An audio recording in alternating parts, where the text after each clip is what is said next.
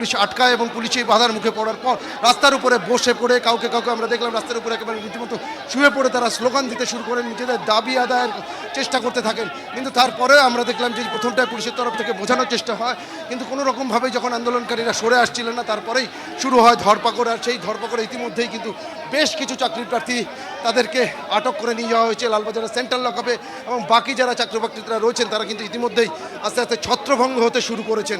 তবে তাদেরকেও কিন্তু বারবার পুলিশের তরফ থেকে এই এলাকা ছেড়ে দেওয়ার জন্য বলা হচ্ছে, যেহেতু এই এলাকাটা একটা হাই সিকিউরিটি জোন, এখানে যাতে কোনো রকমভাবে নিরাপত্তা বিঘ্নিত না হয়, আইন শৃঙ্খলা পরিস্থিতির অবনতি না হয়, সেদিকে কিন্তু পুলিশের তরফ থেকে বারবার নজর রাখা হচ্ছে। এবং সেই জন্যই কিন্তু পুলিশের তরফ থেকে বারবার মাইকিং করেও বলা হচ্ছে।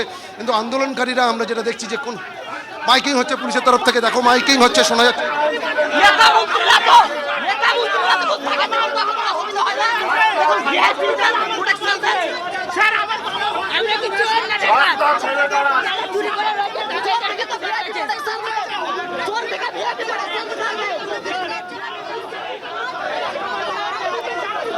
সুমন মহাপাত্র, সুপ্রিয় তুমি আমাদের সঙ্গে থাকো। আমরা দেখছি